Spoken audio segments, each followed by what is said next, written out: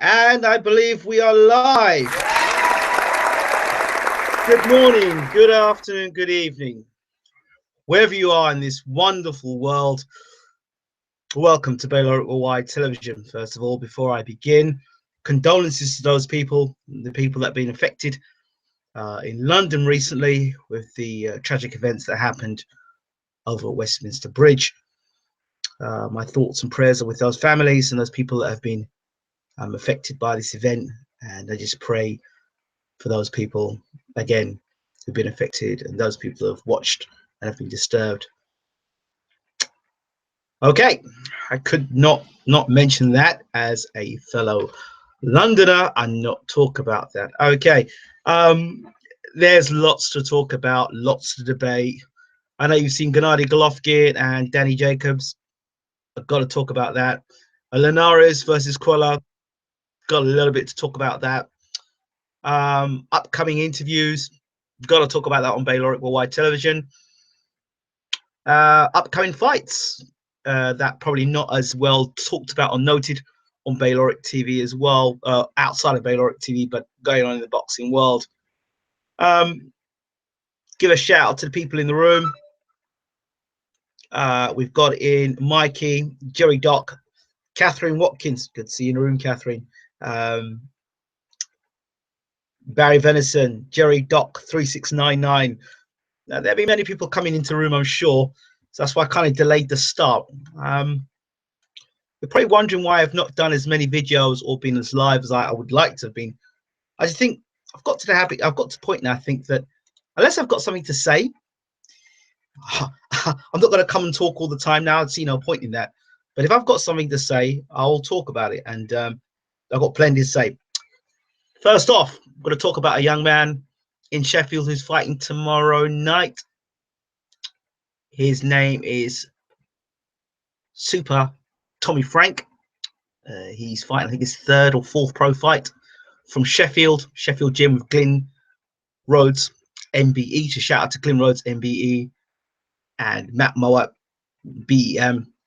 And of course, Sam Sheedy, who's meant to also be fighting this weekend, Friday, at Bramall Lane. But what happened was that Sheedy's opponent from Nigeria, his visa, he had visa issues. So the fight has been put back to April the 28th, I believe. April 28th, 29th, one of the two. But I've confirmed it on this channel. But that will be at Bramall Lane. And it'll be an event that hopefully Baylor Worldwide Television will be covering. And if you check on the channel, you'll see there's been interviews with Glyn Rhodes, Matt Mowat, the background of the Sheffield Boxing Centre. Great story. If you're a fight fan and you love to hear about the big names, Roberto Duran, Marvin Hagler, Sugar Ray Leonard, you'll see how they've been connected with the Sheffield Boxing Gym or Boxing Centre. So check that out. It's a fantastic tour of the gym. You'll get to see the fighters, get to know a little bit more about the fighters. It's something different, something I wanted to do. I felt that it gave boxing fans a different perspective of boxing. So shout out to Tommy Franks, who fights tomorrow night. All the best in your fight, my friend. Sam Speedy Sheedy fights, I said April 28th. I'm sure it's April 28th. He fights April 28th at Bramall Lane. Tickets are still available, so you can check that out on this channel as well. The confirmation of Sam Sheedy's fight under Dennis Hobson Promotions. And shout out to Dennis Hobson if you're watching as well. Right, we've got that out the way. Next, news. I don't know if you saw the Twitter interaction, but a young lady by the name of Taylor Christie's from Australia. She's a model. She's a professional trainer. And she's a commentator, presenter. She'll be live and exclusive on Baylor TV tomorrow night. That's going to be 10 p.m. UK time, I think 8 a.m. Australia time. Or she's going to be talking about her career and lots of stuff. She's got I did my research on Miss Christie's, and fantastic story. Overcome a lot, you know, to get where she is.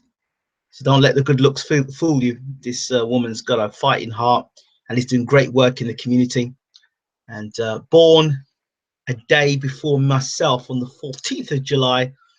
It must be something about July babies. We seem to like working in the community and giving our hearts to others, and giving all the abilities that we've got, sharing it with other people and the knowledge we have. So I had a great interview, that sort of thing I'm really interested in, people working in the community, doing stuff. So a great interview to look forward to on that and Baylor at Worldwide Television. Sunday night, or Sunday afternoon, Sunday evening, we'll be having some music, some live music. I think soulful gospel music, I think, this weekend. Beautiful voice by the name of Sharon from Canada. So we'll be listening to her. So we'll have her live in the show as well. So that's some stuff to look forward to. Right. I think I've got all those things out of the way. And a lot of people have dived into the Gennady Golovkin thing. Liam Cameron, yes. His trainer, actually, was on the channel as well, confirming or talking about the fact that he'd be fighting Chudinov. Well, that fight's been confirmed. Check out his trainer, who's actually on this channel as well. I forgot his trainer's name. But he talked about the Chudinov fight, spoke at length about the Chudinov fight, talked about how Liam Cameron had been out for a while. You know, he had been a stop-start career. And then he went in and had a real good fight against a world rack opponent, I think is Zach.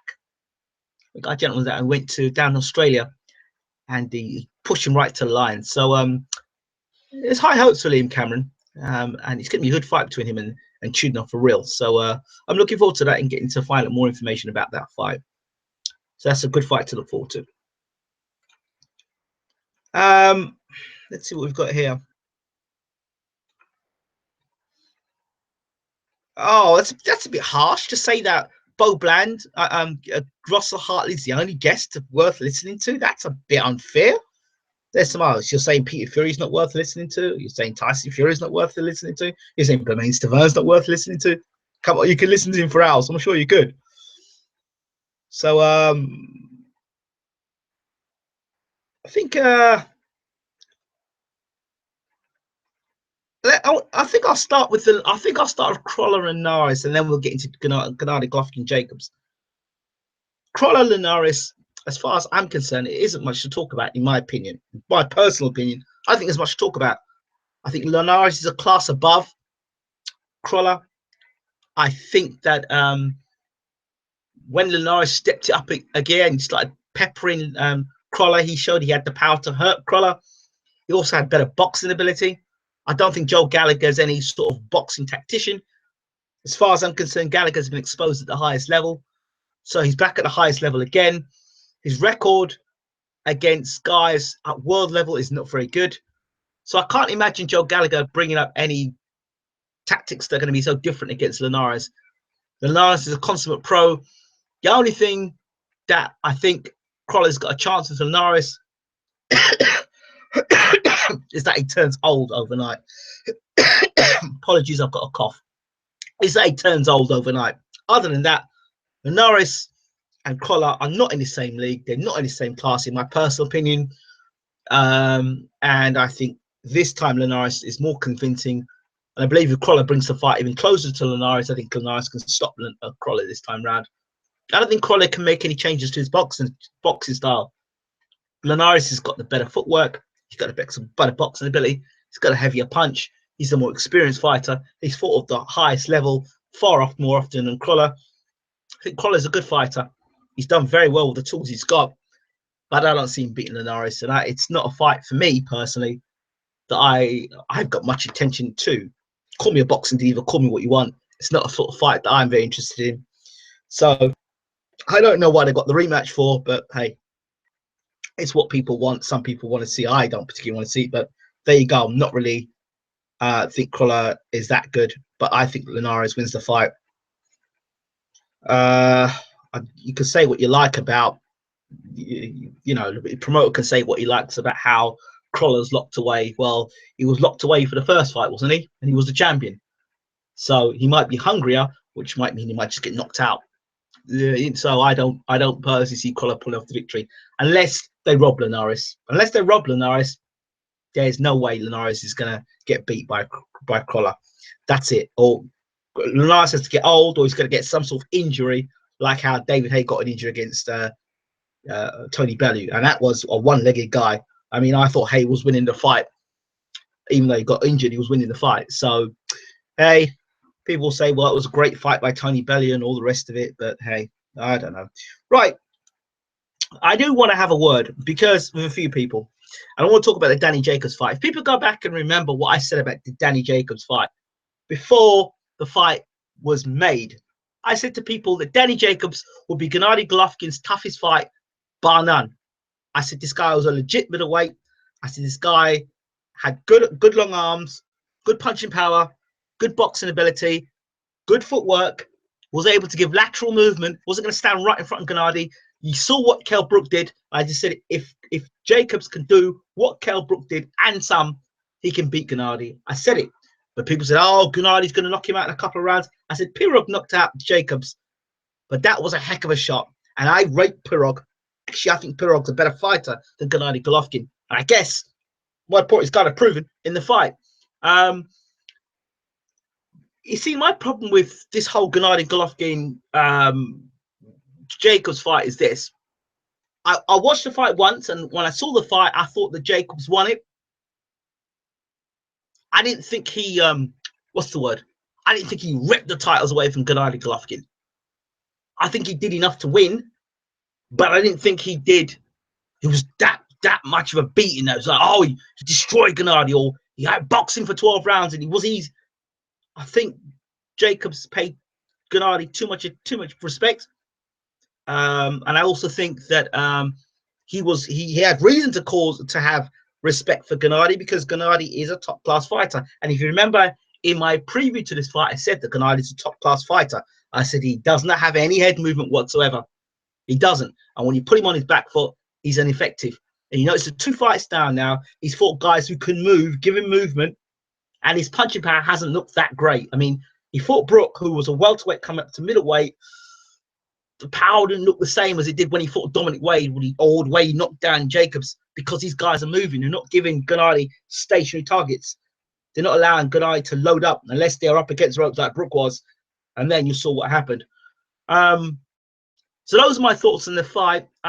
Boxing is a pretty divisive sport because there are people out there that will back fighters based on the color of their skin or their religion and not based on their boxing ability. See, and it's very difficult for me to have a conversation with somebody who's looking at a fighter and saying they're a better fighter because they're under a white supremacist that all white people are great fighters or all black fighters are great fighters. Listen, it's not down to the bottom color of your skin. It's either you can fight or you can't fight. There are a lot of great black fighters.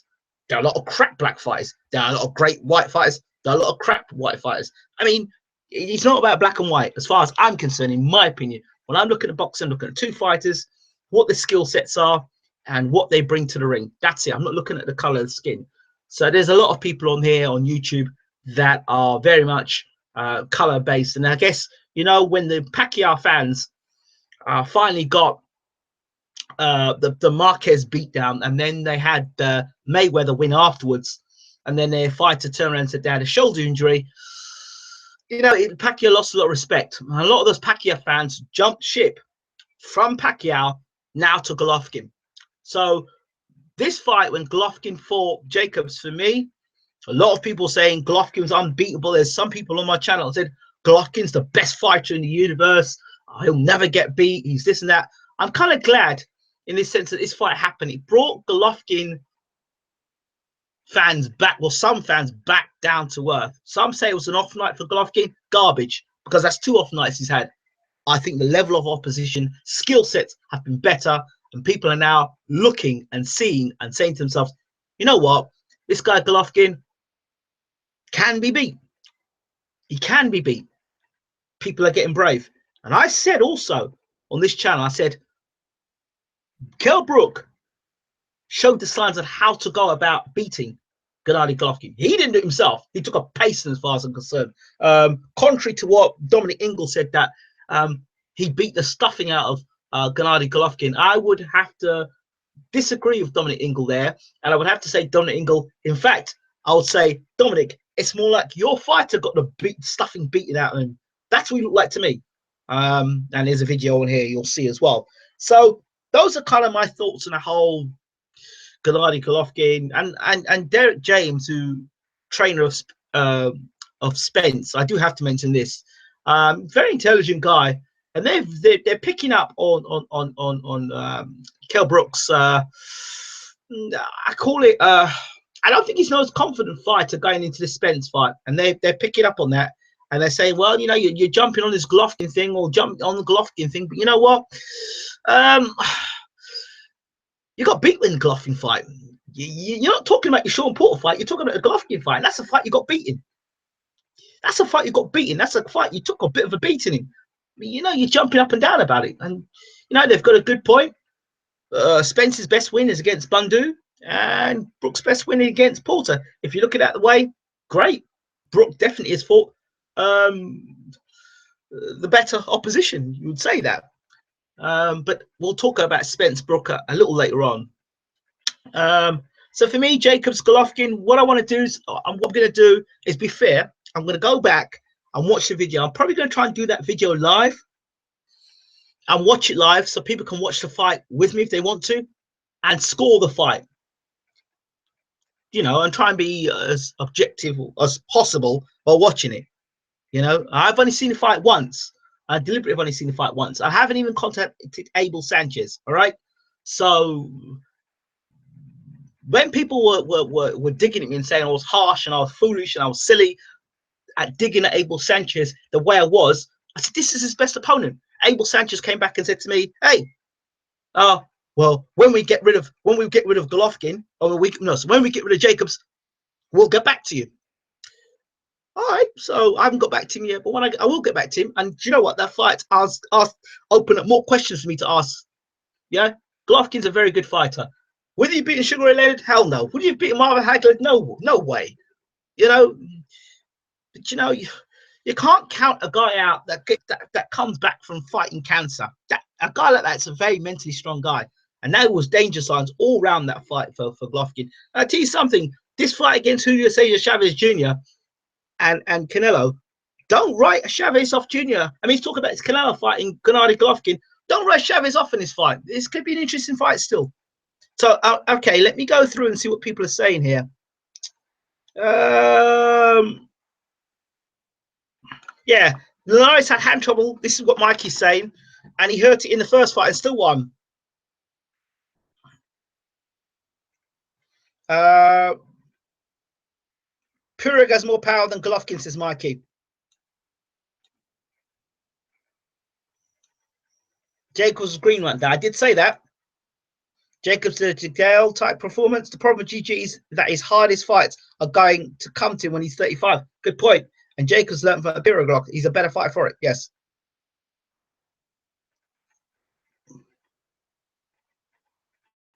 I'm with you on that. Jacobs edged it on my card. You see, you can't say Jacobs dominated that fight.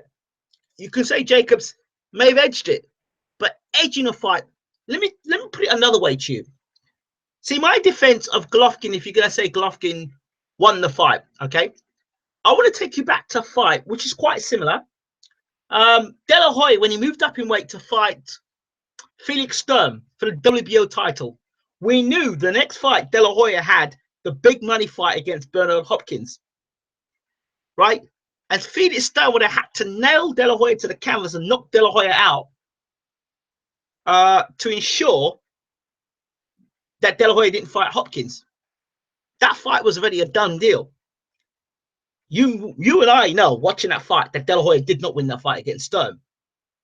But because the big fight is round the corner with Hopkins, they can't afford to scupper that. So there was no way, in my personal opinion, that Golovkin was going to lose that fight and points to Jacobs. Jacobs would have had to knock Golovkin out. That's the way I look at it. Jacobs had to knock Golovkin out. And if Jacobs had gone for the knockout, we may have seen a different fight. Another thing I want to mention, this garbage people are talking. Oh, Jacobs came as a light heavyweight. Hold on. Just, whoa. Hold on a second. I have an opinion about the light middleweight division. I think the light middleweight division should get ripped out. And here's my point. How many guys are fighting the light middleweight division actually, hear me out, actually weigh light middleweight when they fight come fight time? Some of them weigh middleweight, super middleweight, or light heavy. So I think the light middleweight division needs to be ripped out. That's what I think. So people either welterweights or the middleweights. Forget the light middleweight. Get rid of that. And if you get rid of that, then you have a lot of fighters who have to fight in the middleweight division. Canelo would be fighting middleweight division. Cotto, would he have fought in the middleweight division? Would he have fought in the middleweight division? He probably wouldn't have done. They'll say there's a welterweight. Do you see what I'm saying? Khan would any business in being up at middleweight? Brook may have got there still. So I think the light middleweight division needs to be done away with and just have a welterweight division, middleweight division. And then you have much more quality fighters in the middleweight division. And as somebody just mentioned, at 35 years old, Mikey, you know, he's 35 years old now. So his best fights are going to happen when he's a lot older. I don't know if Golovkin's going to still be around, will be able to perform the same way. He's 35. Is he slowing down now? He's not getting any better, Golovkin. That's for sure. The fight humanized Golovkin, says Mikey.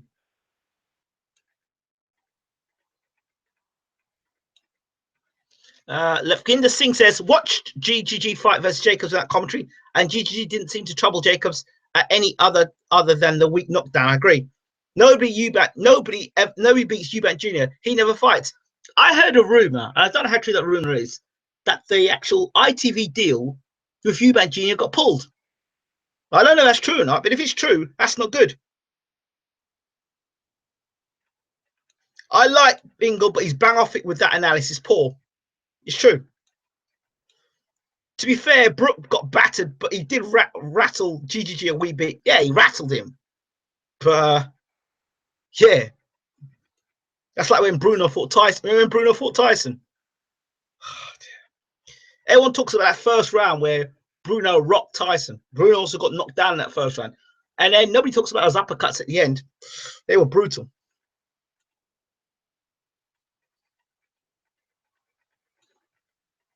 Adam Scott says, Spence trainer was right, Ingram. They are patting themselves on the back for a few competitive rounds. Ingle was triggered because he knew it was a horrible fight and that all parties cashed out. I know. And if you watch the video on here, shout out to Boxing Crazy 78. Did a fantastic video of Brook and Golovkin and some Rocky scenes. Absolutely hilarious stuff. Check it out. Ingram will pull Abel Sanchez out on his bullshit he sometimes spouts. I'm waiting for Sanchez to say Golovkin took the foot off the gas because he wants to push weight. Get out to fight. Well, I'm looking forward to speak to Abel. I really am. I'm just letting it simmer at the moment. All coaches bullshit. There's always been corruption in boxing. Want to preserve fighters' O's. Jacobs' PBC fighter would not get a decision on HBO. I agree. Remember Aram's dodgy envelopes. Jim Wilson says, haha. Get rid of super middleweight vision then. Wow, could you imagine that? Aram helped Mayweather and Pacquiao avoid a loss or two. There should be mandatory rehydration limit. To be fair, I agree. There are too many 154 fights, too big for 147, too small for 160. I don't mind the 154 division, but I understand your point. All these junior divisions should get rid of. I agree, Ingram. Would you go back to 8 divisions? Yeah, I would go back down to 8 divisions. And it'll make people either, listen, I can't stand these fighters say, oh, you know what? I'm really a middleweight. No, you're not a middleweight. You're too damn lazy. You're too damn lazy. That's what it is. Watch it early, Ingram. Funny, LOL. Yeah, I find it too. Ingle said that Golovkin did not look the same after Brook pasted him.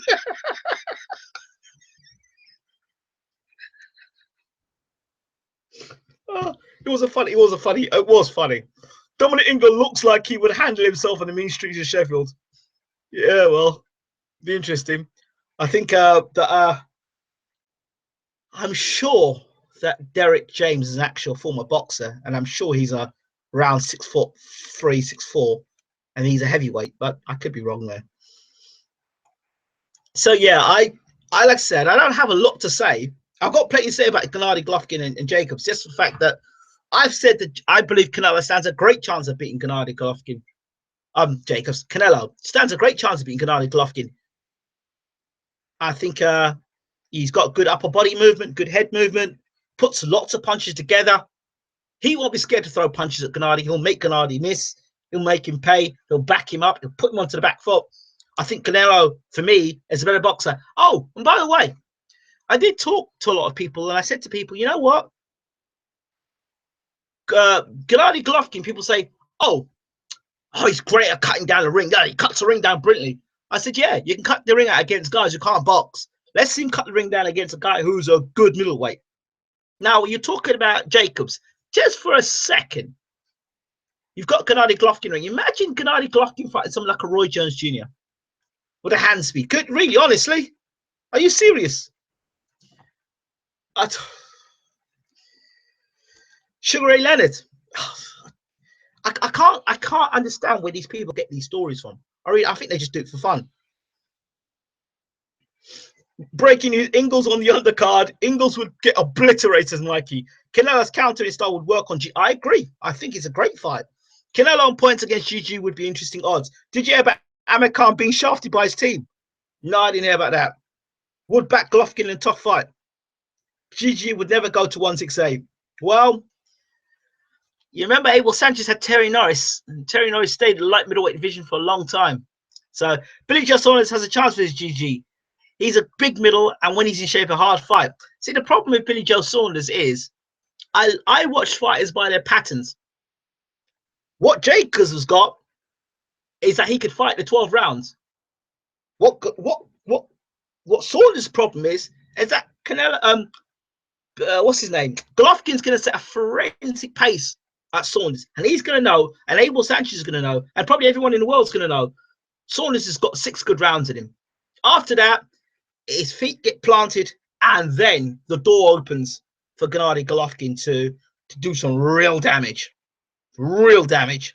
That's where it's those last 6 rounds. Those last 6 rounds is where Saunders has got a problem. First 6, I think he boxes the ears. I think he can box the ears of Golovkin. It's those last 6 rounds, and that's where I ain't putting any money on that.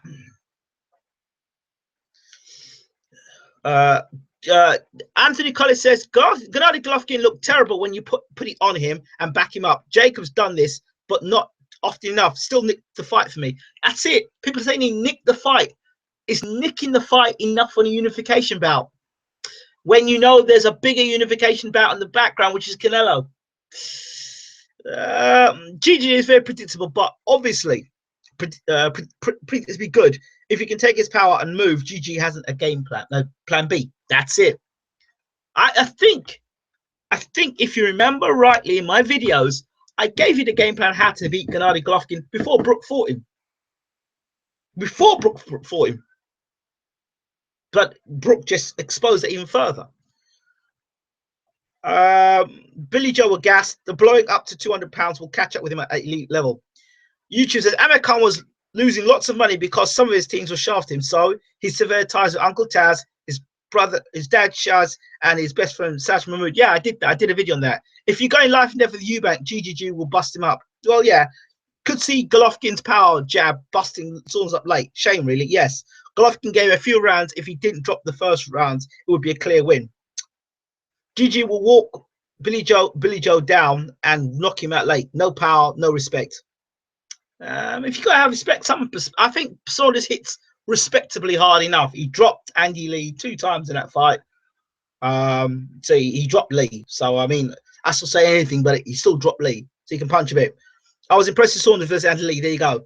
Amir Khan's a plum. Forget him. LOL. Eubank struggled to get Quinlan out. Yep. I just said that, Jerry Duck 3699. Ask Andy Lee if Billy Joe's goes power. Indeed. Harley Ben says he wants Eubank Eubank Senior to knock his dad out. Oh, interesting. Very interesting. Very interesting. There is something that a lot of people I think have missed out on, and I'm going to talk about this. Do you think Billy Joe Saunders GGG will happen? Yeah, I think it does happen. Any news on Parker Fury regarding Peter Fury? No, I don't. Like I said before, and I said it again, I'll keep on repeating it. I don't like that fight being in New Zealand. I want that. I want that fight in the UK. And one of the reasons my concerns was Peter Fury not being allowed into the country. I didn't want to jinx it. That's why I didn't say anything. But now it's come out. You know, we've seen what happened when Tyson went out to America and Peter weren't in his corner. I wouldn't want to see Hughie Fury out in New Zealand without Peter Fury. Sorry. He needs his father in his corner. And it's just the wrong fight for him to be not have his father in his corner. So I hope the fight gets rescheduled for the UK. I really do. But whether it happens. BJ Sawn is not enough for Golovkin. Ramsey will leave the corner in New Zealand. I sincerely hope not. I think something more like what's his name? Clifton Mitchell probably lead the corner as he did with the Tyson Fury fight. But no disrespect to Clifton Mitchell, it's not Peter Fury, and I believe Hugh's going to need every inch of Peter Fury in the fight against Joseph Parker. I really do. I just believe he needs his father in that corner, because in New Zealand he's out there by himself. His father's not in the corner, and when it starts, it doesn't go it's not going his way. And if Joseph Parker gets on top of Hughie at any point, he needs to have him in the corner. I can't stress that enough. I really can't stress that enough. Like I said, I love the Furies, I love Tyson, I love Peter, I love Hughie, but I try and keep it real, and I just don't like that idea of that fight going to New Zealand. Don't like it. Don't like it at all. I would love to see them have Peter in the UK with Joseph Parker. England save the day and go to New Zealand. No chance, mate. Not happening with me. But Hughie is all after Mick Hennessy fighter. Elite's elite trainer. Get Peter Fury on WhatsApp voice call to his corner. Is that legal? I wouldn't want that. No. We can't have that. No. I would trust Clifton Mitchell to do a good job, but he's not his father. That's my point. That it's not Tyson Fury talking. This is Peter Fury and Hughie Fury, father and son. I'm not for it. Sorry. I think it's a difficult fight anyway. I think it's a difficult fight anyway. I think it's a difficult fight regardless of whether Peter's in the corner or not. I don't think it's a walk in the park for Hughie. I really don't. I think it's a dangerous fight for Hughie. As like I said before, I'd like to see Hughie get a warm-up fight, look good in that fight, and then it's just wipe out that Cassie fight. But we're jumping from a Cassie fight right into a Parker fight.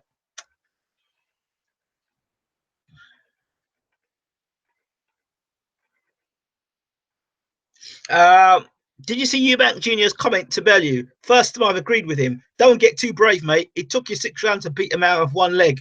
David's injury made the fight even. Yeah, even. Yeah, he did. Parker's fought better opposition than AJ and Wilder. This is my point. And a lot of Fury fans are, because Tyson's done it, oh, well, who's going to do it as well. But different fighters. New Zealand didn't let Tyson in either, didn't they? Wow. And you really don't know why. You don't know. You really don't know why. I've got some fair ideas as to why they wouldn't let Peter Fury into the country. That for me is Hughie's best opportunity for him to win the world title. To be honest with you, people, I'm just honest. Like I said, I don't like it. I would like to see Hughie fight for the world title in the UK. And Hughie's 22. Why are they rushing him? That's my point. That's my point. Why is the rush? I've asked this question 1,001 times, but maybe they know something we don't know. But I don't like the idea of it. I really don't like the idea of it. And Hughie's fought no one. Let's be honest. He's fought no one to prepare him for Joseph Parker, unless you think Rudenko. And I mean, who's he fought as a real puncher? I think Joseph Parker's a puncher, but then I think people would say Andy Ruiz, same thing with Andy Ruiz. Who Andy Ruiz fought before he fought Joseph Parker? So I still think Huey wins. For me, he is a better technically, and he has the style to beat Parker. Movement, elusiveness.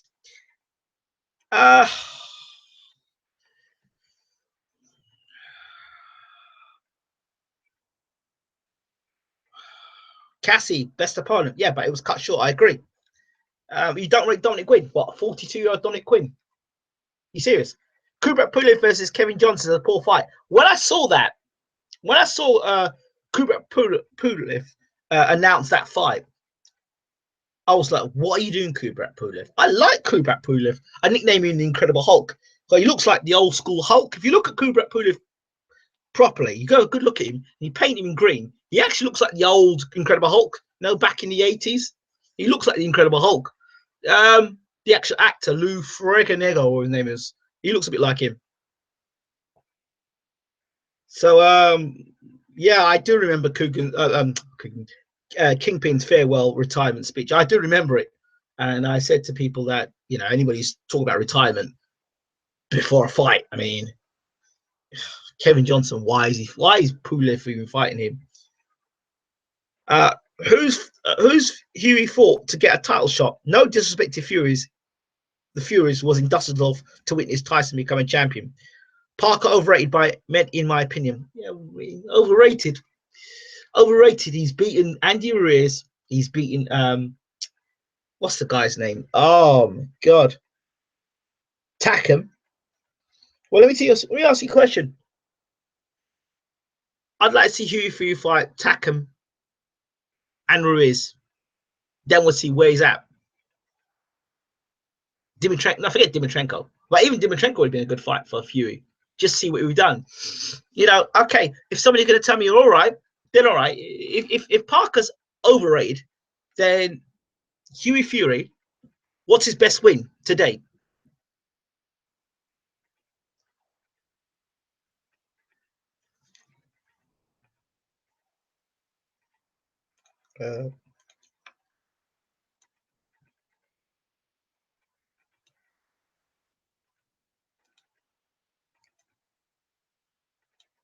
That's the question. What's his best fight to date?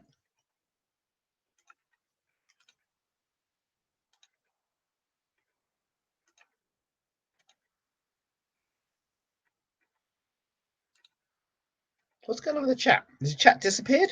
It seems to have says unable to connect the chat. Please try again later. Try and refresh this stream for you guys and see what works there.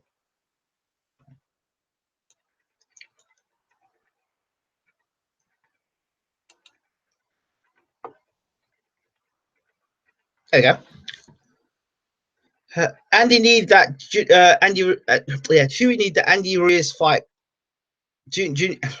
Sorry, Huey needed that Andy Ruiz Jr. fight, but he never materialized. Too inactive as well. It's my point.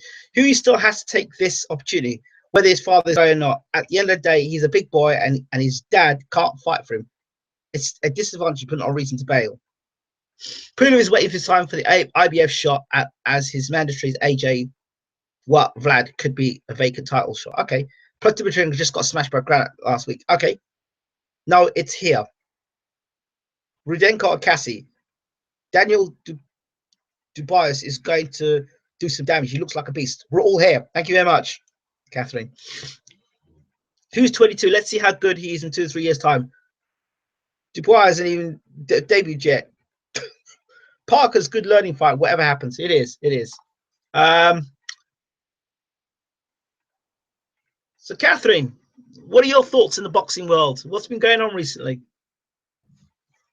It's great to see you in the room, by the way.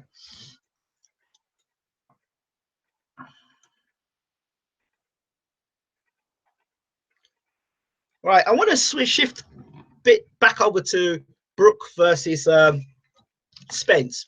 A few things that have come to mind. This show is sponsored by Evian Water. Little plug for Evian there. Just joking. Right. There's some things that are interesting for this fight. First of all,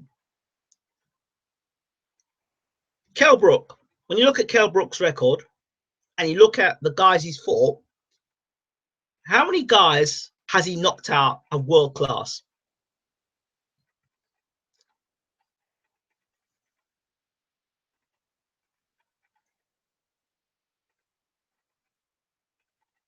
And then I look at the way that Spence went through Bundu. I mean, he went through Bundu, you know, and this is a fighter that Keith Thurman ran backwards and 12 rounds against Bundu. So there's a reason why that happened. And Spence walked straight through him. So that was interesting. So he's got some strength there. I don't know how many. Russell said the venue wasn't booked.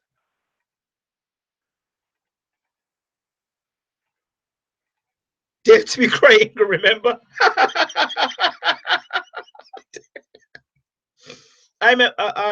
Russell said the venue wasn't booked, but he wasn't when he said it.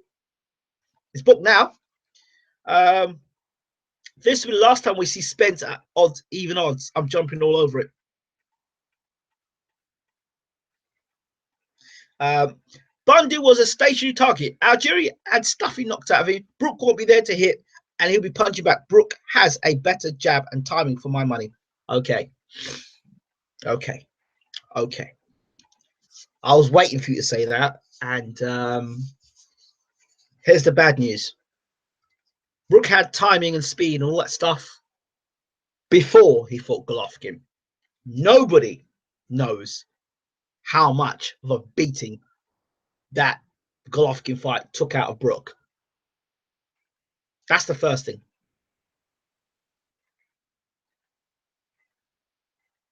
That's the first thing. Secondly, I think Kell Brook's a confidence fighter. Thirdly, Brook can't fight on the inside. Understand this. And understand this very well. The last guy who Brook fought, who fought well on the inside, is a man called Carson Jones. He gave Brook fits.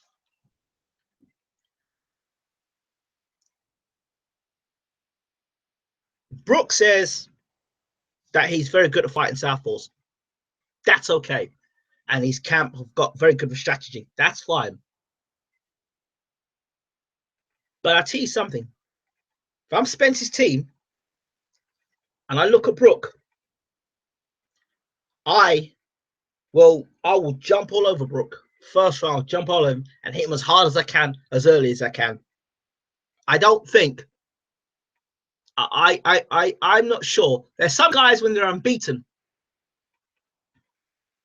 and they get beat, they come back better than they were when they lost.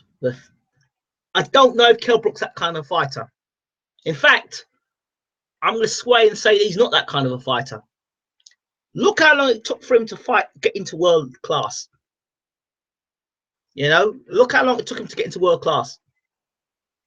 You know, people say, oh, well, you know, Spencer's too young and this, that. They probably said the same thing to Brook, and Brook went, yeah, I'm too young. Let's put something categorically clear here. Categorically clear. They didn't want the Spence fight. They didn't want the Spence fight. They wanted the Khan fight because Khan's a smaller fighter. He'd moved up from lightweight. He'd been chinned before. They wanted Khan. That was a fight, a lot of money, and an easy fight, an easy payday, as far as Brook was concerned. You look at Spence, you're getting paid less money. You're going to be in a harder fight, a fight you could possibly use. You just come off a beating from Golovkin. It's not good. I would like to have seen how Brook would have done against Spence when he was unbeaten. That's the time Brook should have fought Spence, not the Golovkin fight. I think it would have been a better fight then. Now, momentum's all with Spence. It really is.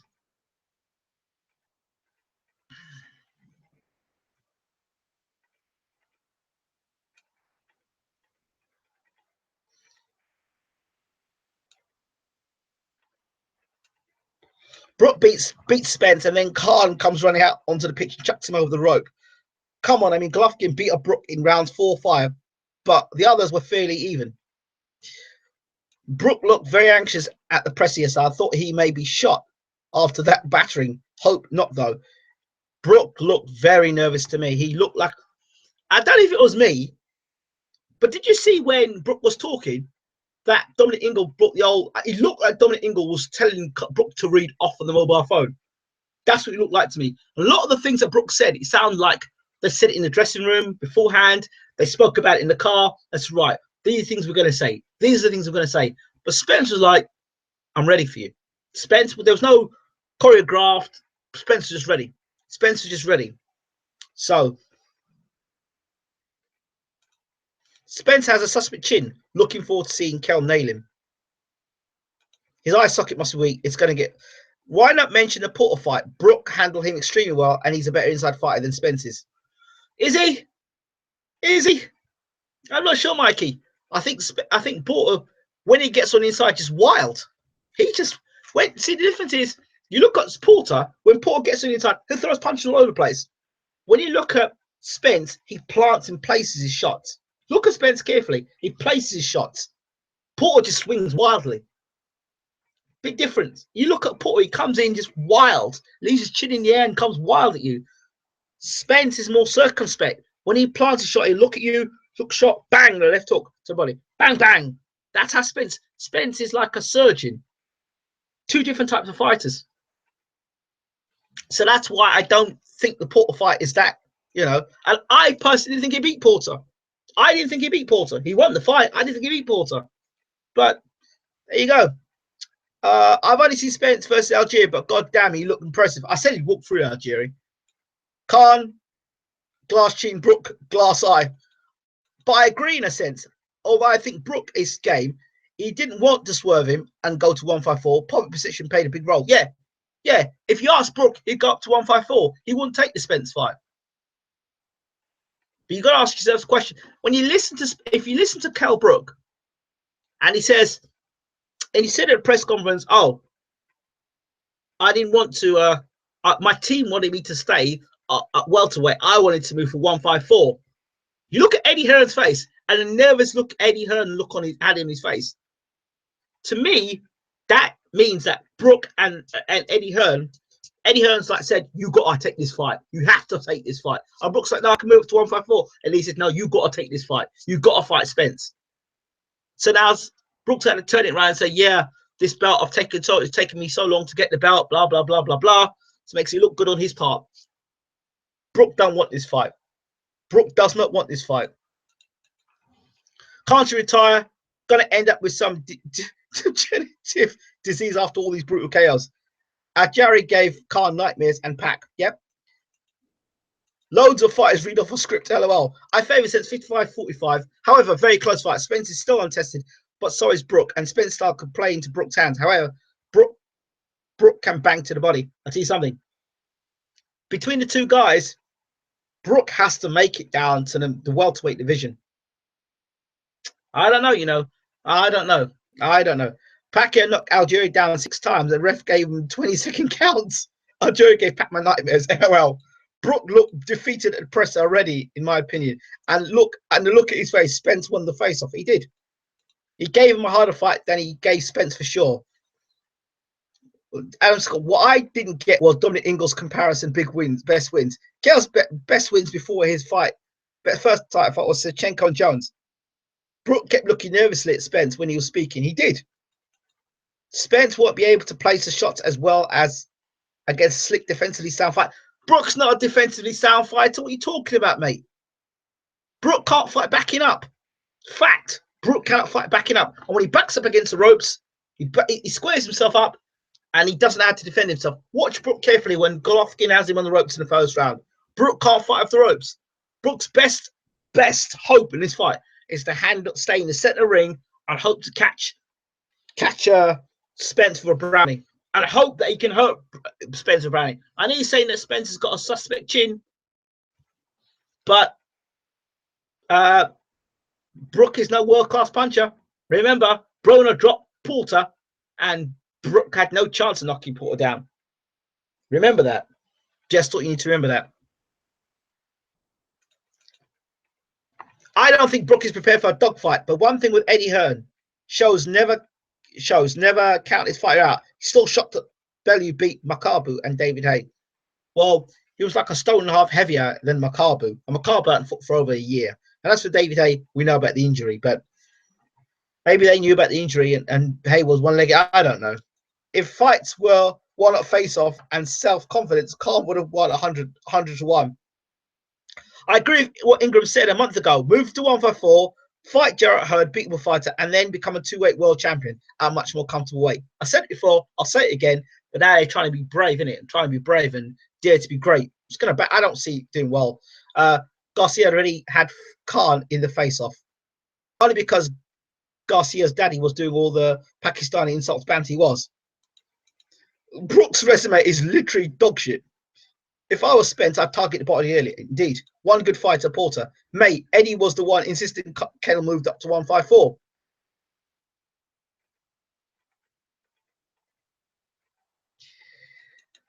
Do you believe Eddie? Do you believe everything Eddie says? Well, good for you if you believe everything Eddie says. Eddie also said to us that, what did he say about Frampton? Frampton, the only way Frampton would get fights against Kiko Martinez and against Leo Santa Cruz was via him. Yeah, Eddie said that too. Eddie also told us that, what's his name? Molina was the most dangerous, a dangerous fight for Anthony Joshua. Yeah, that Eddie heard. Remember him? Yeah, great. Okay, fair enough. If you want to believe everything Eddie says, go ahead. I heard Spence struggling at the weight. Jim, that's modern day boxing, mate. I'm judging him off the 147 fights, not Golovkin. He's hard to pin down versus guys his size. Really? Okay. Respect to Book. He's going for the greatness to unify. 154 will always be there. Paul is just quite sloppy, to be honest. Missing wildly in the world. The Thurman fight was missing all the time. Eddie's trying to make out Brook is a warrior and wants to stay at 147. Just a getaway route if Brook does lose, and he'll get credit. Indeed. Glad you see it, Mikey. And I like Brook. If Kell moved to 157, it's same Ingram and Russell, who keeps slating Kell for swerving Spence. Yeah, but if he moved to 154, he could say, you know what, I can't make the welterweight division no more. I'm gonna go and fight 154. I'm gonna fight for the title. I'm gonna fight for Jarrett Hurd. And if Spence wants it, he can move to 154, and we can have to fight 154. All promoters BS and lie. It's no surprise, and Eddie Hurd admitted it on our channel that he is a BSer and a liar. So he said it himself on the channel. So it's not I make it up. Well, if we're going to talk about double talk, you said Brook was off to America and made fun of him. Well, if you want to go that far, then I also said that.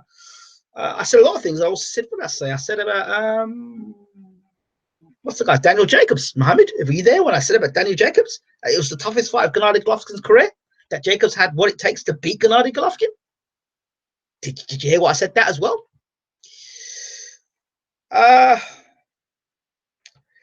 What the hell is happening with Luis Ortiz? I thought Hearn said a few months ago the Miller fight was almost done. Well, there you go. There's a lot of stories about Luis Ortiz. Yeah, according to rumor mill, Luis Ortiz is probably closer to 45. That's how old Luis Ortiz probably is. That don't quote me on it. Brook getting to 147 gonna be a struggle, but the 10 pound check weight gonna ruin him. Like Roy Jones going back down, he should be at 154. I've said that.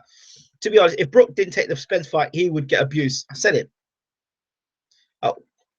When I said Brook can bang the body, whoops, I meant Spence. The body shot at Algier was dangerous. Luis Ortiz fights the winner of AJ Klitschko fight, mandatory. Ortiz has left matchroom, I would think. Brook got nailed clean to the body in the head in the first round. Brook got nailed clean to the body and head by Golovkin 1 minute in round one. Not a great defense to me. He doesn't have a great defense.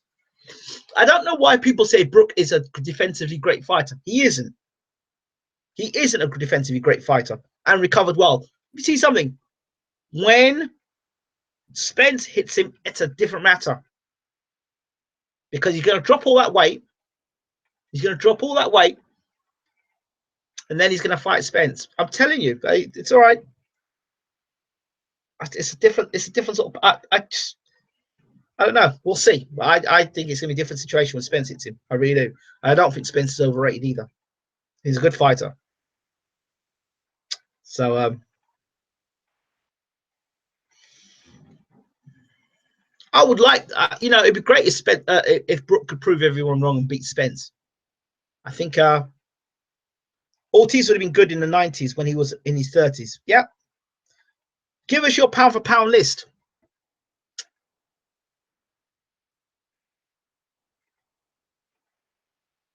Well, today, my favorite fighter today is Andre Ward.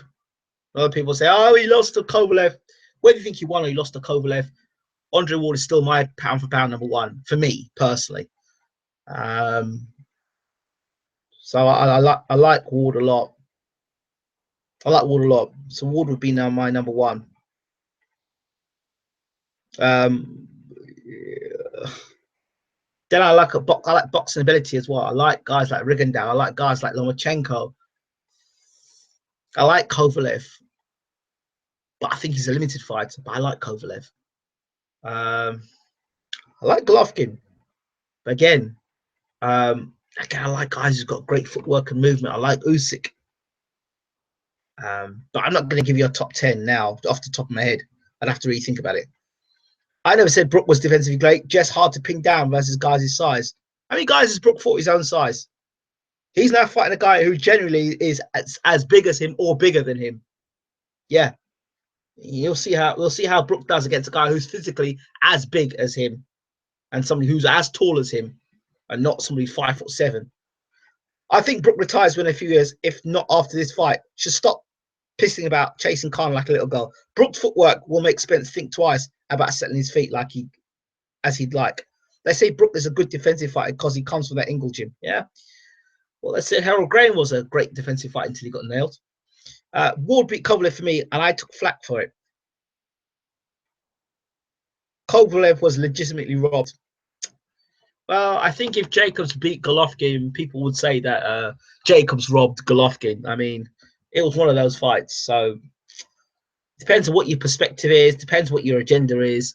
If you're just here to see two guys fight, and you accept there'll be a winner and a loser, fine.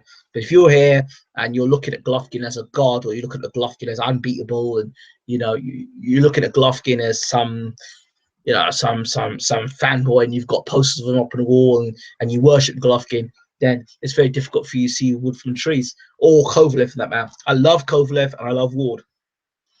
But I just think that Kovalev deserved what he got. I really did. And I really do deserve. I think Kovalev deserved everything he got in that fight. I'll tell you why. Kovalev was the big puncher coming into the fight. Kovalev was this, Kovalev was that. And he let Ward get off the canvas. A guy from a lower weight division come up and actually, allow himself to get back into the fight. So for me, I can't, and then you box the same way. You fight the same way through the whole 12 rounds. There was no urgency in your work. So Kovalev got what he deserved. Sorry. A robbery or not, Kovalev was part of that. And his trainer, John David Jackson. Sorry. What does everyone think about the shady things in boxing that we, the public, don't see? I.e., Tyson stating, "Don't drink the water; they can drug me." Yeah, it happens. I believe in it. What do I think, Jim? Well, you know what I think. If Ward gives Kovalev the rematch, all this will be settled. Well, I don't think Kovalev can box any better. I think Kovalev's foolish to try and get an immediate rematch of Ward because Kovalev won't box any better. And you saw through the fight, Kovalev hit Ward with his best shot. Ward didn't go anywhere. That's a problem.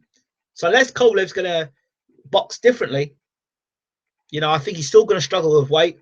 I think he's still going to be open to body shots. I think he's still going to tire down the stretch. I think Ward will beat him more convincingly second time round.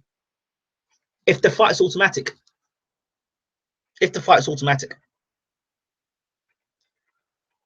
What else happens in boxing? Spiking people. People coming in over the weight limit. People fighting under their weight or over their weight limit. People have in their heads that Ward never been beaten since 12 years old, so it doesn't sit right with them when he lost. LOL. That's interesting. Anthony Cullis says Sky Sports now comedy gold. Joe Gallagher talking through the qualify and tactics. Oh, jeez.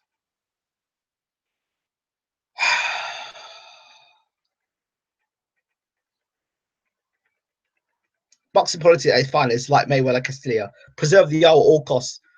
Brook doesn't live the life of an athlete. What world-class fighter boils up to 180 pounds outside the fights all the time? He still looks chubby.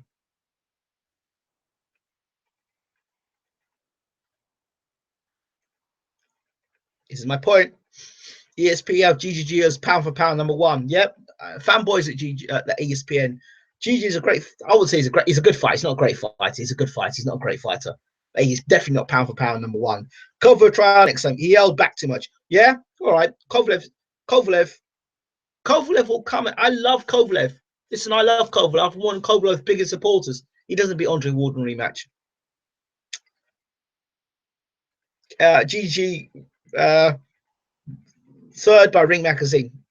Based on what? Based on what? His best when he was against a welterweight, and then after that, he fought Danny Jacobs. That doesn't make you a pound. That would make you a pound for pound. You got guys like Kovalev, Chocolatito, Andre Ward, Carl Frampton, Pacquiao, Lomachenko, Crawford. I mean, where does GGG get this? It's fanboyism. There are people who want to push GGG up there, but you see, you can only push somebody so far, I think. I'll tell you something. If I look at Gennady Golovkin's fights, when he went to have that ring walk against Jacobs, his face was so different to when he had other ring walks because he knew it was going to be in a tough fight.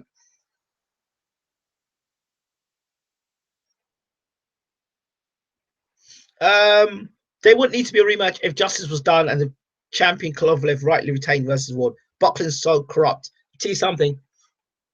Ward will beat Kovalev convincingly in the rematch, I think. But let's see what happens. It's like when those people said, "Oh, Maidana beat Mayweather. Maidana beat Mayweather. Maidana got robbed by robbed." And what did Mayweather go and do in rematch? He put a boxing clinic on, and that's what's going to happen to Kovalev. And I just don't think Kovalev can box any other way. He boxes the same way every fight. If he can't knock you out, he runs out of ideas. I think this time when Ward know, okay, as long as this guy don't drop me, and I outbox him, I can outbox him and beat him. So that's what I think. Terence Crawford, pound for me, then Lomachenko. Don't know about that bit. I love Terence Crawford as well, but he's definitely not pound for pound #1. Andre Ward's got a better resume than Terence Crawford and Lomachenko put together. Pacquiao, pound for pound #1. Yeah, Pacquiao. Problem with Pacquiao is a lot of his fights were catch weights and fought guys that we've drained. So not really. The name pound for pound by names, definitely by the names on the resume, but I like Andre Ward. That Super 6 really does solidify his legacy. Guys went on to win world titles after they got beat by Ward, Froch, Abraham, Kessler. Yeah, look at some real big names there. Then he moved up to light heavyweight and he fought and beat Kovalev. You know, that's something. But the champion beat Ward, the challenger. Why agree to rematch clause and don't give a rematch? Ward is disrespecting boxing. I don't know about that. He's disrespecting boxing. I mean, I think a lot of people are giving Ward a lot of flack. You think where Ward's done? He was king of the super middleweight division. He had a couple of warm-up fights, and he took on the best fighter, arguably the best fighter in the light heavyweight division, outside of Adonis Stevenson. Yeah, Ward too old now. I don't know about that bit. Ward uses headbutt more what the Thai guy did versus Gonzalez. Well, he did what he did to win the fight, in his opinion. I think this will all get shut down. This will all get shut down when the rematch happens. I think Ward takes the rematch. But you know, I really do think Ward will fight him. Unless Ward decides to fight Nathan Cleverly in the unification matchup. Ward Cleverly, that's something that'd be interesting. What do you think of Babita Ingram? I think he's a good fighter, but he hasn't fought the best yet. I think we'll have to see.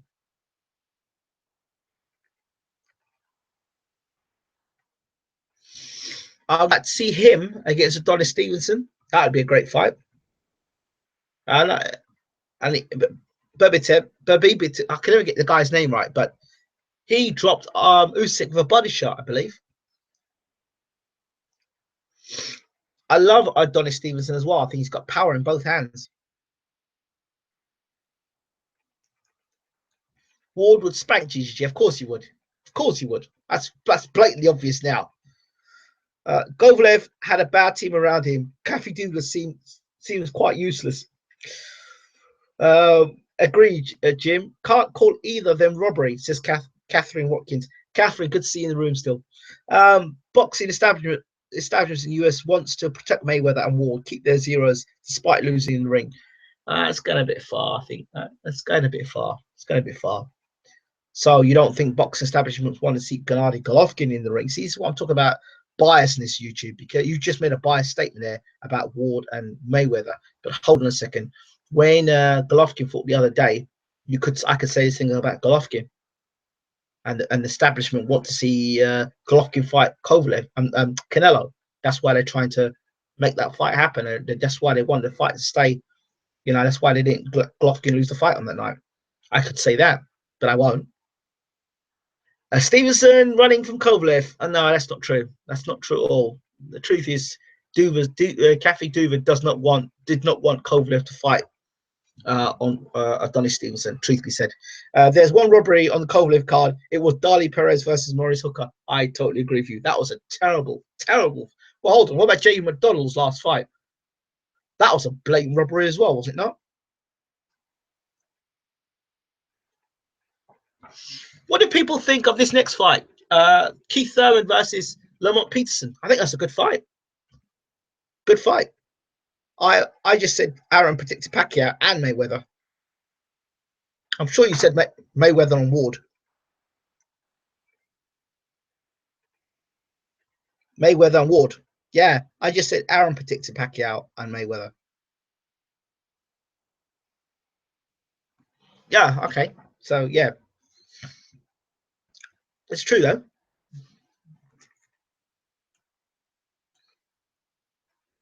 Joe, let's go, Joe. Tuck up, tight, bang him to the left hook. Yeah, that's it. Peterson could do well. He has a great body shot. Thurman hates them. Well,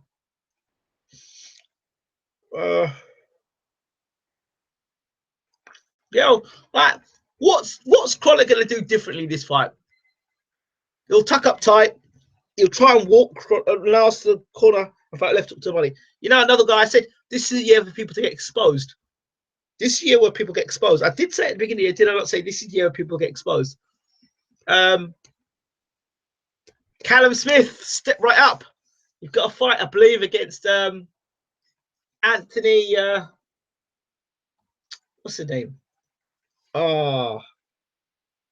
Anthony Durrell. Good fight. Let's see how he does. I'm looking forward to that fight. Really looking forward to it. So,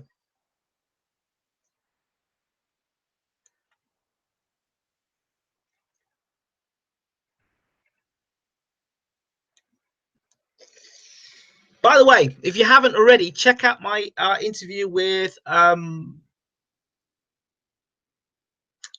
Spence trainer.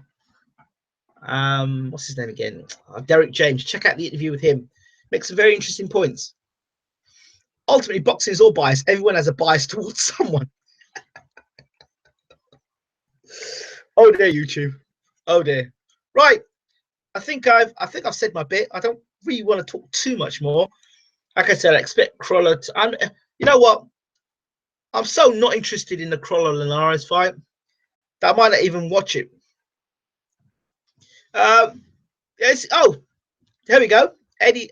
Mikey says Eddie hypes up Callum Smith for 3 years and can't win as perspective to give him his best chance in his first world title fight. Exposes how much faith he has in Smith.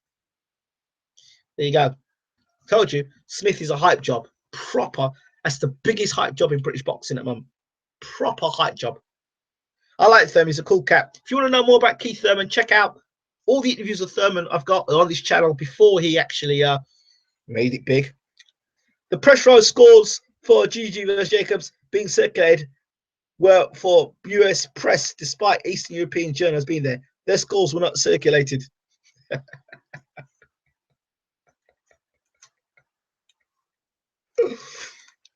Should I do it? That was funny.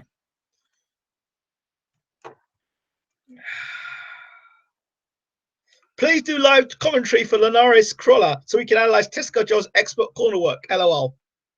Ah, well, when you put it that way, for live commentary,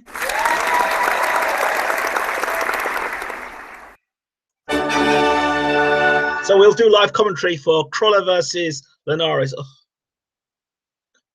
I made a promise. Look. I've become a boxing diva, or Devo, whichever you want to call it. I don't these Crolla versus Linares. Linares, I don't mind watching. I'd love to see Linares versus Mikey Garcia. Now that's a fight I'd call a big fight. I don't think Crolla's big fight. So big. I don't think big fight. I'm sorry. Not a big fight in Manchester. It's not a big fight in my mind. But you said it, so I'll do it. I think Linares could stop Crolla. I mean, Crolla was out on his feet in the 5th round and saved by the bell. Yeah, definitely. I'm concerned that Linares might get robbed, though, Ingram. One judge had 115, 114 for Linares' first fight. What sort of nonsense is that? Well, it could be interesting for Crolla fight if the scoring goes to distance. Last fight was 115, 114, 115, 113 on 2 cards. If Eddie pays them a bit more, he might get the right result. I think Linares would give Garcia all kinds of problems. Will Ward be fighting for the WBC Cruiserweight title? That's interesting. That'd be interesting. Very interesting. Oh, some news. Speaking of the WBC, Alexander Usyk, the WBO Cruiserweight Champion of the world, has called out Tony Bellew. It's official. He's been calling out Tony Bellew. He wants to fight against Tony Bellew. Well, if I were Tony Bellew, I'd stay at heavyweight. You don't want any of that Usyk work. Tesco Joe is being chucked out to Khan's gym if Khan needs to generate quick cash injection, apparently. Here's a lightweight doubleheader I'd like to see. Linares, Garcia, Zlatan Camparoso. Oh, Jesus. But BWTF has already been dropped by a journeyman called Page. Well, you don't want him getting nailed by Stevenson. But, you know, there is something. People getting dropped in fights. I'm not going to fall into that anymore. The guys get dropped in fights. Yeah. Look, Porter got dropped by Broner. Do you think it's a bit of a dodgy chin there? Cooper knocked out. I said this the other night with a friend of mine, a boxing man. And I said to him, take this analogy. Henry Cooper knocked down Muhammad Ali. Muhammad Ali fought George Foreman. Based on the fact that Ali got dropped by Cooper, Ali should have got destroyed by George Foreman. So explain that one. Because guys get knocked down in fights, it doesn't mean they got a weak chin.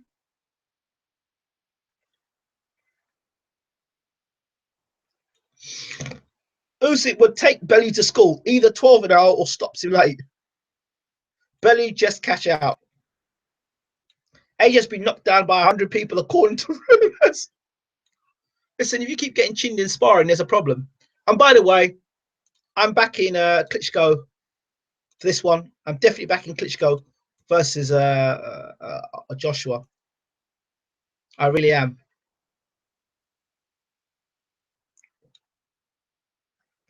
I think Eddie might make the Wilder fight for Bellew. It might delay a fight with AJ if he beats Klitschko. I don't know how he's going to make that fight because the next fight up is Wilder versus Stiverne. I know it's all quiet at the moment, but Stiverne's going to fight Wilder next. So I don't know where Eddie's going with this. I don't know where he was going with the Ortiz fight or the Dillian White fight. It was never going to happen, and I knew that. Even Eddie was proper gassing up and telling everyone, "Oh yeah, Ortiz is going to fight Wilder next." Eddie will say what he wants to say when he wants to say it, and people believe him.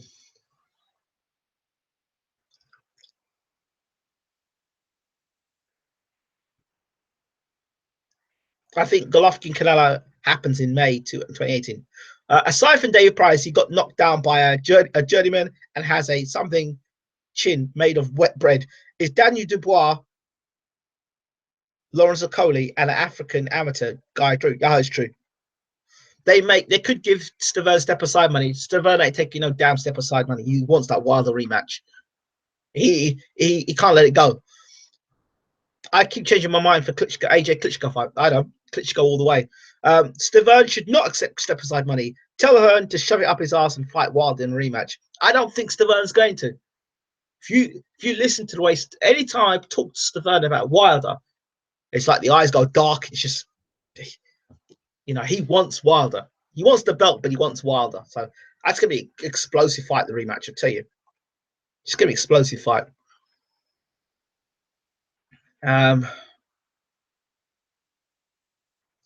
Those rumors are true. Those rumors are true.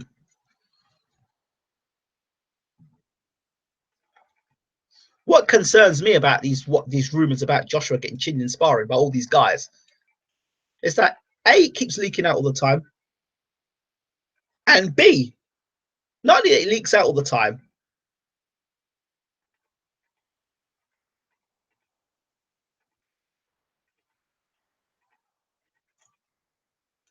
okay, hold a second. I think Anthony Jarrell beat Smith. He's the better brother too than Andre. Muhammad Ahmed. I'm a bit concerned about you. Seem to be a what do they call them? You seem to have an agenda on this channel. Eddie is such a liar, yet kept telling everyone Khan Pacquiao was never going to happen. Listen, first of all, Eddie didn't speak to Bob Arum. I can assure you he didn't talk to Bob Arum. And B, the fight was being negotiated, and they did come to a deal. Okay, the fact the fight didn't happen because it was a bogus negotiation. Had the fight been done under the proper rules and regulations, the fight would have happened. Both guys were agreeing to fight. So the fact that it was a bogus guy in the middleman, both guys agreed to fight. The both guys wanted to fight. So what was the lie about that? So the event did happen. The two guys did meet. The negotiation did happen. But what the hell are you talking about?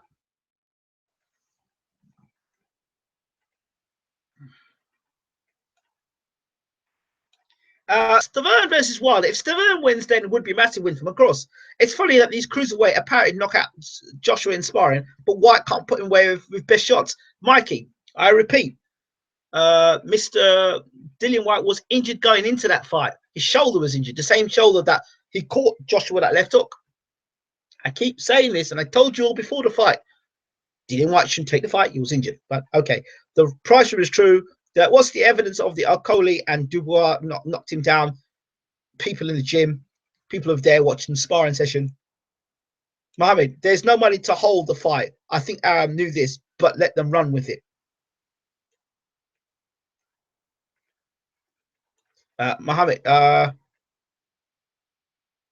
I the only one who thinks the Smith brothers shite? Well, possibly. Mohammed cleans Eddie's Bentley for free pay-per-views. I rate Joseph. I like him too. Liam Smith was bought a WBO title by Uncle Frank versus 200. Did you hear the rumor? I've just read the story here that Liam Smith versus Liam Williams is for the WBO interim world light middleweight title. Did you know that? I was reading news about it. It's legit. Smith, Joe Smith Jr., who knocked out Hopkins, is the only good Smith, LOL, and he's not one of them. Oh, by the way, that was another prediction. I said that Joe Smith had a very good chance of knocking Hopkins out, by the way. Jim could be a long-distance cousin.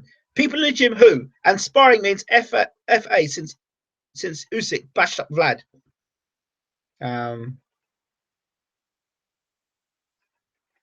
Did you see Vlad's sparring footage? He looked very fluid.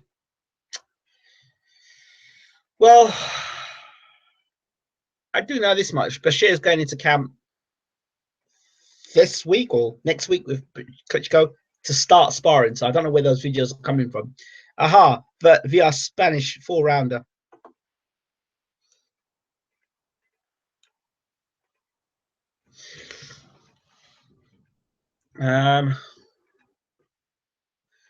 My suggestion is, if you really want to get evidence, if you really want evidence as to what's going on in the gym, get from behind the keyboard, get your camera out, start doing interviews, and start asking people around the gyms Start talking to people. They'll tell you.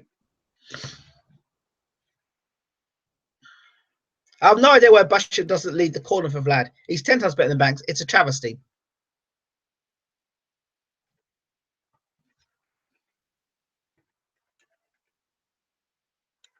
But you'll know these rumors are true or not as soon as Vlad hits him with one of them right hands. You'll know if Joshua's chin's that. But hey, I mean,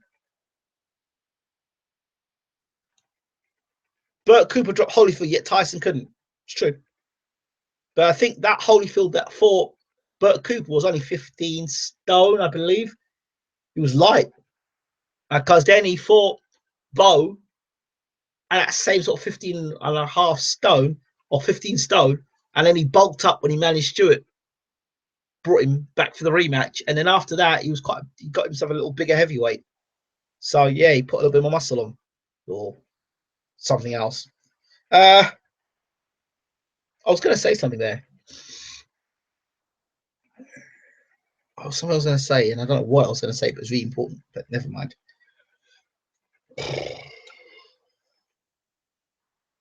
If Vlad KOs AJ, I'll put my hands up and say I was wrong. But it doesn't mean that Joshua has a bad chin. Otherwise, Pulev, Thompson, and others have bad chins. Okay, look.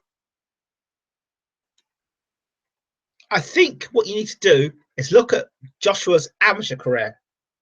He got chin checked many times. He's been hit on the chin. You look at how many times he gets chin checked in the amateurs.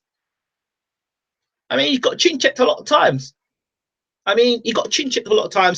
Price got chin checked a lot of times. And the only reason why at the moment you are not saying anything about Joshua is that you're on that sort of hype train at the moment. You're not being a realist. Go and look at what he did in the amateur careers and what happened when a guy actually hit him back on the chin that wasn't injured. See what happens.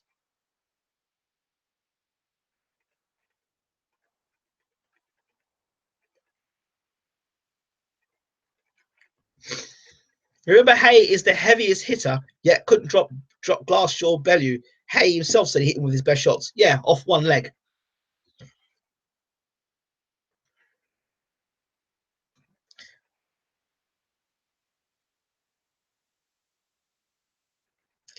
AJ is rumored to have a bad chin. He's not rumored. Go look at the videotape. Go look at all the tapes on YouTube. It's not rumored. Go watch the tapes. Go do your research.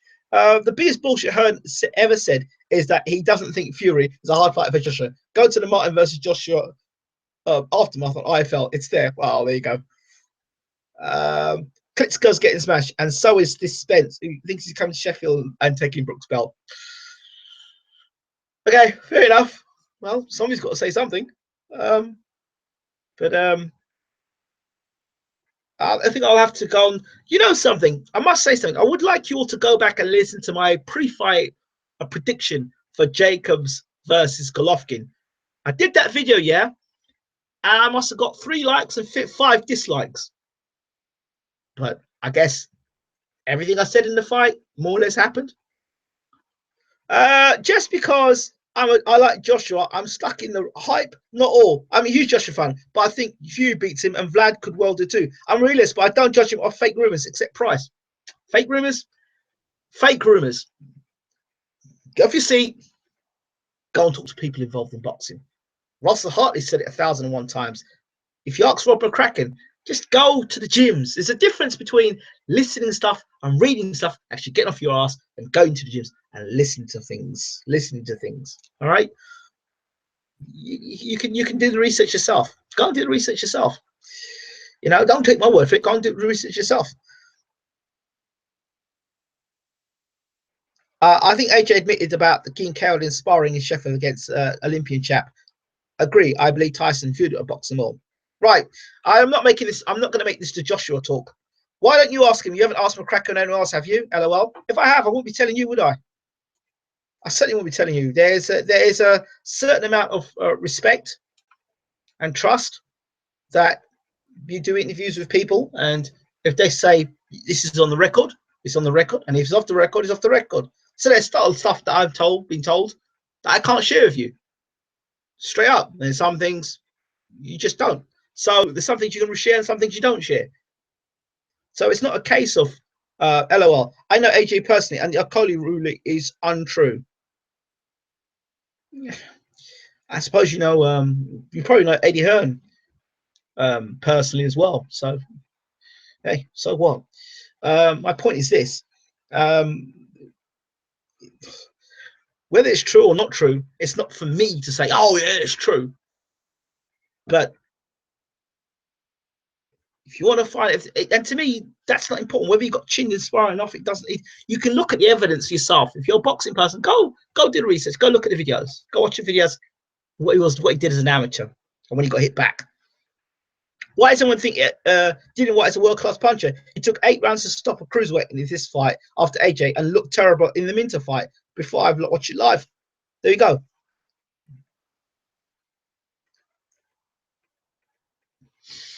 Okay. All right. Hold on. I'll give you 2 seconds.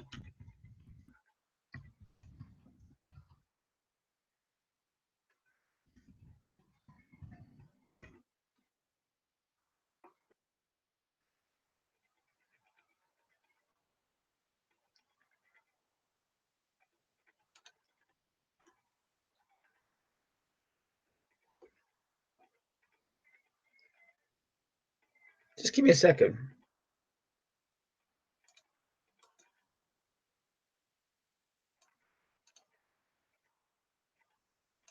Oops, Susie. Okay. Well, okay. That's not a rumor. That happened.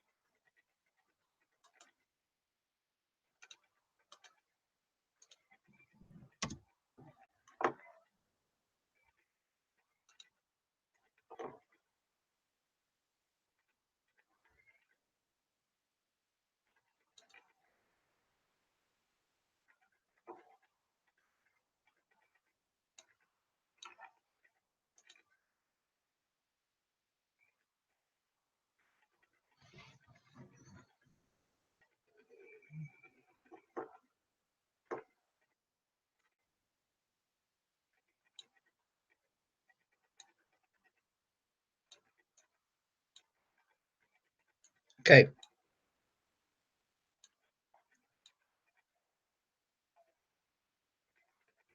Just waiting for this video to come up. I'm just waiting for the talk to come because I'm kind of lagging behind. I don't know why. Right. So I've just posted a couple of links there. So if you want to take your chance, just have a look. You can do.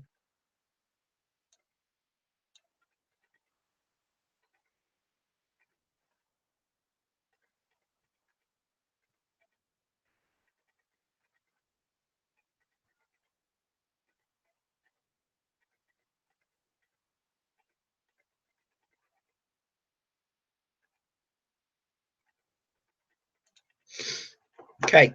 All right.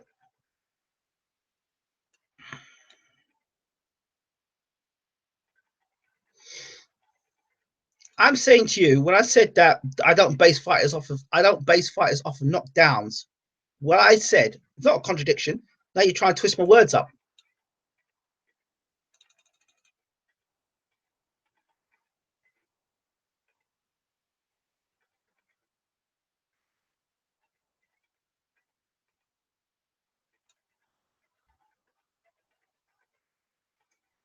Yeah, the Bulgarian guy, yeah, 2000. Yeah, yeah. Well, so what?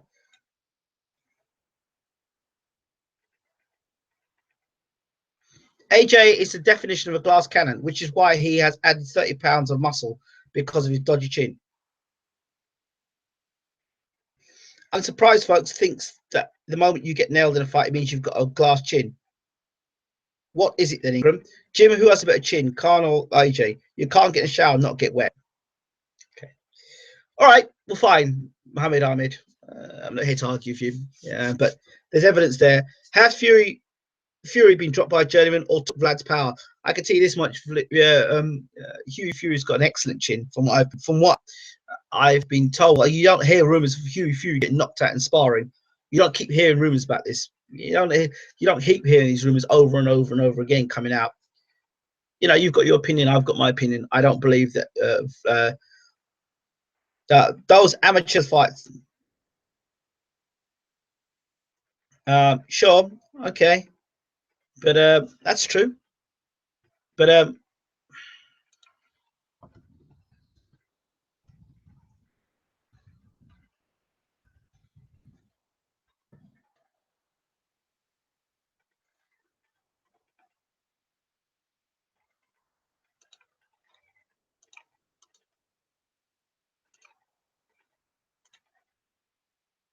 want you to remember when you're watching this.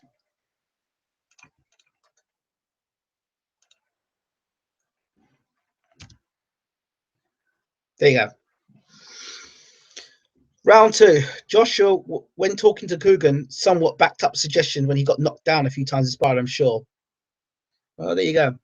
I think go back to look at round two all over again. And that's Dillian Whyte, whose left shoulder was injured.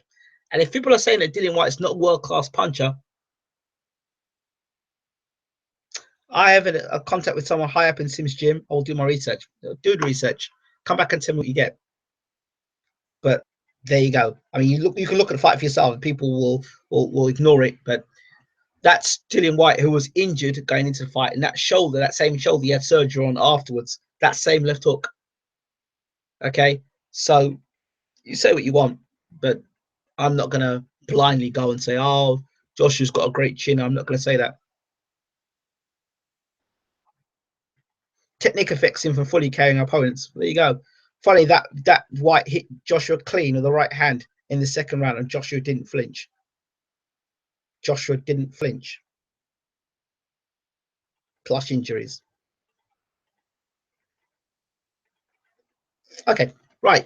I'm going to end this now because it's just Joshua talk, and I'm not really interested in focusing on Joshua talk. No one said Joshua had a great chin. Well, I don't know. Right, I'm coming to end this now. Thank you all for watching. This has been Baylor White Television. Thank you for watching Golovkin versus Jacobs, Linares versus Crolla Boxing Talk. I'll be back hopefully Saturday night. Oh no, I'll be back tomorrow night with Taylor's Christie's. I'm looking forward to it.